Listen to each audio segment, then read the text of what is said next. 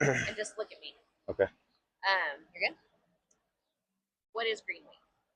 So Green Week is, we'll start with the name of Green Week. Green Week takes is named after Trooper Nikki Green, which we lost in the line of duty after a fight with a suspect.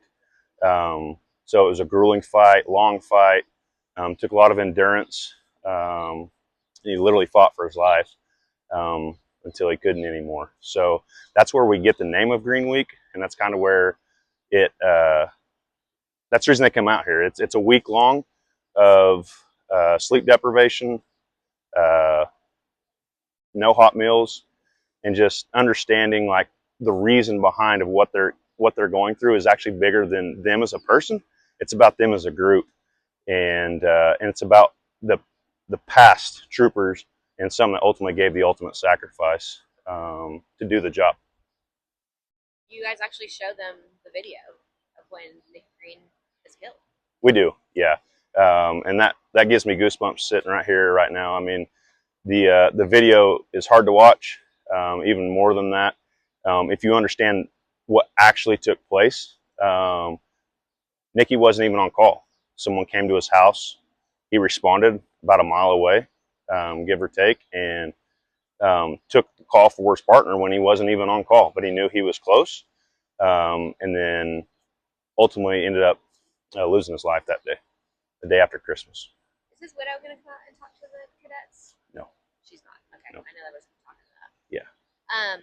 So tell us kind of, you touched on it a little bit, but the reasoning behind putting the cadets through this, because they might find themselves in situations where they need to know, okay, I can do difficult things under difficult circumstances. It doesn't matter that I didn't get very much sleep last night, that I didn't have a full meal. Is that kind of the, like, why do this? Yeah. So that's it. I mean, they have to figure out that one, a lot of the guys coming in here aren't really sleep deprived ever. And when they come in here and they're getting 2 to 3 hours of sleep, and then they're asked to go do a task, which could be a rut 12 miles, 8 miles, do a workout, and then it's continuous. It's 18 to 19 hours a day on their feet doing something.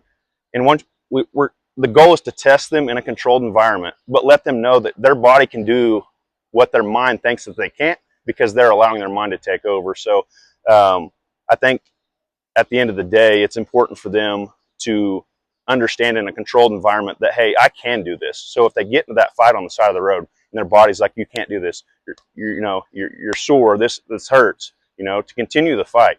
And that's what we instill here on the patrol. Even in the normal academy, it's very important they understand that when they don't think they can go anymore, there's people that are dependent upon them at home to get home. And their partners are dependent upon them to, hey, get to your partner and help them out whenever you just don't know if you have anything left in the gas tank. And that's really what this week's about, is pushing yourself to the max whenever your mind's telling you that you don't think you can go more. And then somehow you figure out at the end of the week that, hey, we're here. Like, we've done it. And we did it as a group. We learned together. We built a bond together. And at the end of the day, that's the most important thing that they can get through, that we try to get through to them, is that they can continue on regardless of what circumstance it is. I mean, we have manhunts that go 2 weeks. You're sleeping in a car. You're not really getting food. If we do a signal 1, they're not going anywhere. They're sitting in an intersection, and that's just how it works. And so I think it's important for them to see that here in a controlled environment, so when they get out there in the real world, it's not a culture shock to them. It's not a shock to their bodies that they're being asked to work for 18 to 20 hours. It's the ultimate goal of really all of our training, is to keep them alive. 100%. Yeah. To get home at night, whatever you're going home to, kids, wife, maybe just a pet. The goal is to get home every night. What kinds of things are they doing this week? So this week they show up. We're teaching them mobile field force training, which is crowd control and crowd dynamics for civil unrest and protests and things like that. And then we have them ruck. They don't get a hot meal. They're woke up and expected to go on to call outs, which sometimes the call outs are a manhunt. In manhunt, you have to do a lot of walking, so we send them on rucks and things like that. It ends with a ruck at Mount Scott. It does. Yeah. How's that? I mean, I've seen I actually, I don't think I have gone out there for it yet, but like you see the pictures and it's pretty cool. The sun's coming up. They're at the top of this mountain. Yeah, and it really that's the display. That's the reason we do it that at the end of the week, that they fight so hard to stay awake, try to understand what the actual purpose of this week is, and it's hard when you're sleep deprived. You've never been through this. You don't know what to expect. And then when you wake up and you go out to Mount Scott and the sun rises, you know it's the end of this journey for that week-long training. And then it builds the camaraderie of the group to just bring everything together as a whole. And then everyone builds that bond, and they see the light, essentially, which is the sunrise. So that they know that, hey, we did it. We didn't think we were going to make it. We've made it. And then they go place a brick at Nikki's memorial. Every group. Yes, they do. They carry the brick all week out here. Someone's in charge of that brick, taking care of that brick, and carrying that extra weight when we lose a guy that is put on everybody's shoulder that wears this brown uniform. And we obviously pray that never occurs after we've lost one, but the reality of the situation is it could occur. And so that's a little bit more weight put on every brown shirt out here. They've only been out here one day. Have you seen how they're doing? What's their reaction so far? Their reactions are good. This academy is really doing well. But when you put sleep deprived, no hot meals, call outs twice a night, it takes a toll. And some of them are battling that mentally right now. But when you see what's going out on the road, you might be called out 3 times in one night. And one of those could be that day. So you always have to be ready. You always got to be on your toes. And those guys are figuring that out as the week goes on. And it's only Tuesday, so we're here until Friday. So, do you anticipate any cadets checking out this week? Leaving?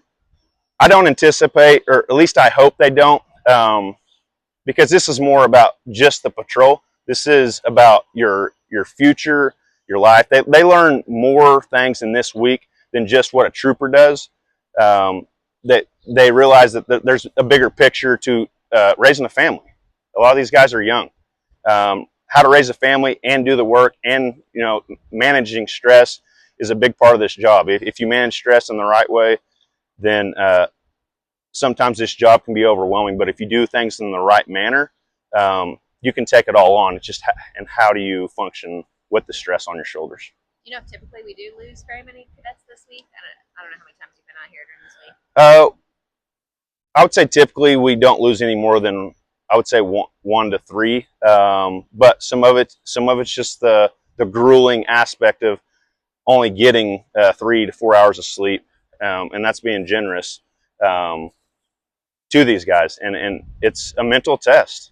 And when you know that you can quit and go home and sleep for 10 hours a day or 8 hours a day, it starts to play into your mind. And that's the biggest thing that I think this week's about, is mindset. Where's your mindset? When you put this uniform on, your mindset needs to be, I don't know what today brings, but whatever it brings, I'm going to be able to manage that.